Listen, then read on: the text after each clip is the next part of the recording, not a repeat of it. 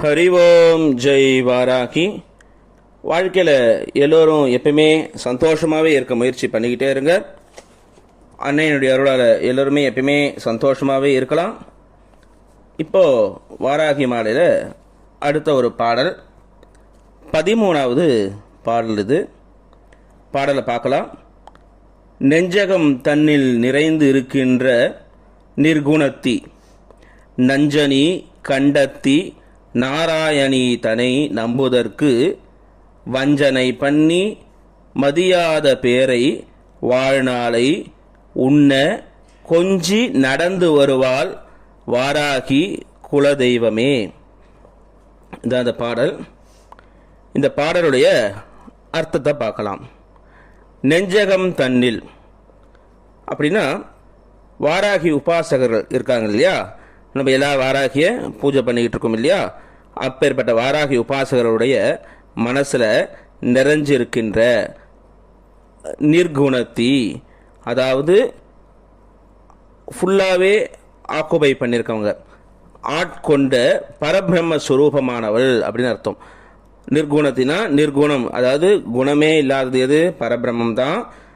அப்பேற்பட்ட பரபிரம்ம ஸ்வரூபமாக யார் இருக்கலாம்? அன்னை வாராகி இருக்கலாம். யாருடைய மனசில்? நெஞ்சகம் தன்னில். யாருடைய நெஞ்சகம் தன்னில்? உபாசகர்கள். யார் வாராகி யார் யாரும் உபாசனை பண்ணுறாலோ அவளுடைய மனசில் அன்னை பராசக்தியானவோ ஃபுல்லாக நிறைஞ்சு இருக்கலாம். நஞ்சனி கண்டத்தி, விஷத்தை கழுத்தில் அணிகலன் போல அணிஞ்சிருக்கலாம். அது எப்படி? அது விஷத்தை இவை எப்படி கழுத்தில் அணிகலன் போல அணிஞ்சிருப்பா? ஏன்னா இறைவனிட ஒரு பாகத்தில் இறைவியானவை இருக்கிறதுனால சிவன் கழுத்தில் விஷம் இருக்கு இல்லையா, ஆலகால விஷம். அந்த அமிர்தம் கடையும் போது பகவான் விஷத்தை சாப்பிட அன்னையானவள் கழுத்தை அப்படி பிடிக்கிறா. அந்த கழுத்திலேயே அந்த விஷமானது நின்று போகுது. அப்போ சிவன் நீலகண்டன்ற பேரில் இருக்கார். சிவனில் பாதி அன்னைங்கிறதுனால இவளுடைய கழுத்துலையும் அந்த விஷத்துடைய அடையாளம் நகை போல இருக்கான். கழுத்தில் போட்டிருக்க செயின் மாதிரி இருக்கான். அதை போல் அணிஞ்சிருக்கலாம். நாராயணி அடுத்த நாமாவளி. நாராயணி என்ன? நாராயணன்றது மோட்சத்தை அளிப்பவன் அப்படின்னு அர்த்தம். இங்கே நாராயணி அப்படின்னா ஜீவர்களுக்கு, அதாவது நம்ம மாதிரி சாதா ஜீவாத்மாக்களுக்கு மோட்ச பாதையை காற்றவோ அப்படின்னு அர்த்தம். தன்னை நம்புதற்கு, இந்த மாதிரி அன்னையை உலமாற யாரெல்லாம் வழிபடுறாங்களோ, உபாசனை பண்ணுறாங்களோ, அவளை ஸ்தோத்திரம் பண்ணுறாங்களோ, அப்பேற்பட்டவங்களுக்கு வஞ்சனை பண்ணி, அதாவது சூது செய்து சின்ன சின்ன தவறான விஷயங்களை செஞ்சு மதியாத பேரை, மதிக்காதவங்களுடைய வாழ்நாளை, அவங்களுடைய வாழ்க்கையை உண்ண, இவ்வுலக வாழ்க்கையை முடிக்கிறதுக்காக கொஞ்சி நடந்து வருவாள். குழஞ்சி பேசி அவங்க அருக்கிட்ட செல்வாளாம். இப்போ என்னன்னா ஒருத்தரை தண்டிக்கணும் அப்படின்னும் போது இதில் நிறைய சத்ருக்கள், ஹித சத்ரு, அகித சத்ரு, பரசத்ரு, வஞ்சக சத்ரு, அனுகூல சத்ரு, குரூர சத்ரு, குடும்ப சத்ருன்னுட்டு நிறைய சத்ருக்கள், எதிரிகள்லாம் நிறைய வகை இருக்குது. ஹித சத்ரு அப்படின்னு சொல்லுவாங்க. ஹித சத்ரு அப்படின்னா என்ன அர்த்தம்? ஹிதமாக பேசி நம்மளுக்கு கெடுதல் பண்ணுவாங்க இல்லையா. அதே போல் அம்பாள் என்ன பண்ணுறாலாம், நம்மளை எதிரிங்க கிட்ட டைரெக்டாக போய் அடிக்காமல், இந்த பாட்டில் அப்படி சொல்கிறார், டைரெக்டாக அவங்கள போய் அடிக்காமல் அவங்களுக்கு சாதகமாகவே போய் அவங்கள காலி பண்ணுவாளாம், அவங்கள சம்ஹாரம் பண்ணுவாளாம். என்ன அர்த்தம்னா, நம்ம நினைப்போம் நம்ம இவ்வளோ அம்பாளை உபாசனை பண்ணுறோமே, வாராகி உபாசனை, நம்மளாம் நினைக்கும் நம்மளுக்கு ஏன் இவ்வளோ கஷ்டம் இருக்குது, நம்ம எதிரி இவ்வளோ சந்தோஷமாக இருக்கானே அப்படின்னு நினச்சா இதுதான் பண்ணுவான். அவனுக்கு நல்லது பண்ணுற மாதிரி அவன் கூடவே இருந்து அவனுடைய கர்மாவை எப்போ முடியுதோ அந்த நேரத்தில் அவனை அம்பாள் சம்ஹாரம் பண்ணி அந்த கெடுதலேருந்து நம்மளை காப்பாற்றுவாளாம். வாராகி என் குலதெய்வமே அப்படின்னு முடிக்கிறார்.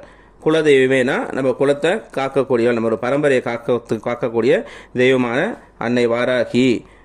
அவ நம்மளுடைய நெஞ்சத்தில் நிறைஞ்சு இருக்கிற அந்த வாராகி நம்மளுடைய எதிரியை கூடவே இருந்து அவங்கள அழிப்பா அப்படின்னு சொல்லி அவர் முடிக்கிறார். இந்த பாட்டு அற்புதமான இந்த ஒரு பாடலை நம்ம யார் யாரெல்லாம் பாராயணம் பண்ணுறோமோ அவங்களுக்கு இந்த பேய் பிசாசுன்னு சொல்கிறாங்க இல்லைங்களா, அந்த பேய் பிசாசுடைய தொல்லையெல்லாம் இருக்காதான்.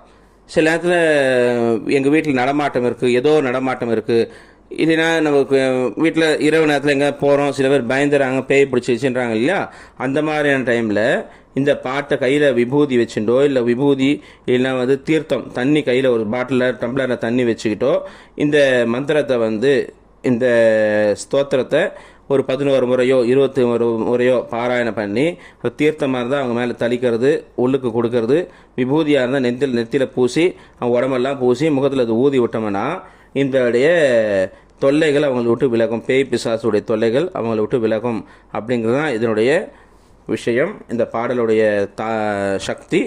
இதை எல்லாருமே பாராயணம் பண்ணுங்க. பாராயணம் பண்ணி வாழ்க்கையில் எல்லா வளமும் நலமும் அடையலாம். இன்னொன்று, இந்த பாராயணம் பண்ணுறது ஒரு முறை இருக்குது. இந்த பாராயணம் பண்ணுறதுக்கு முன்னால் ஓம் சேர்த்துக்குங்க, முடிக்கும் போது நமஹா சேர்த்துக்குங்க. அதாவது தனித்தனி பாடல்களாக பாராயணம் பண்ண போது இது நடுவில் கடைசியாக சொல்லலாம்னு நினச்சேன், இப்போ ஞாபகம் வருது சொல்லிடுறேன்.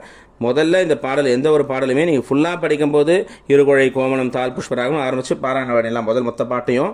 இல்லை எனக்கு தனித்தனியாக அந்தந்த பலனுக்கு அந்தந்த பாடல்கள் சொல்கிறேன் இல்லையா, அப்போ எனக்கு பேய் பிசாசு பிரச்சனை இருக்குது அப்படின்னும் போது இந்த பாட்டில் பாருங்க. அப்போ ஓம் ஆரம்பித்து ஓம் நெஞ்சகம் தண்ணில் நிறைந்திருக்கணும்னு ஆரம்பித்து குலதெய்வமே நமஹா அப்படின்னு முடியுங்க. அப்போ இது மந்திரமாக மாறிடும்.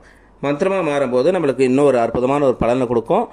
கடைசி பதிவில் இந்த ஒவ்வொரு பாடலையும் எப்படிலாம் பண்ணணும்னு கடைசி பதிவில் நான் சொல்லுவேன். இப்போது இந்த பாடலை பாராயணம் பண்ணுறதுனால பேய் பிசாசுடைய தொல்லை விலகும்ன்றது தான் இதனுடைய பலஸ்ருதி. அற்புதமான இந்த பாடலை பாடி அன்னை வாராகினுடைய பரம காருண்யத்தை எல்லாரும் வாங்கிக்கிட்டோன்னிட்டு பிரார்த்தனை பண்ணிக்கிறேன். அடுத்த பதிவில் அடுத்த ஒரு பாடலை பார்க்கலாம். அதுவும் ஒரு அற்புதமான ஒரு பாடல். அடுத்த பாடலும் வாழ்க்கையில் எல்லாருக்கும் எல்லா வளமும் நலமும் கிடைக்கட்டும். ஹரி ஓம் ஜெய் வாராகி, ஹரி ஓம் ஜெய் வாராகி, ஹரி ஓம் ஜெய் வாராகி.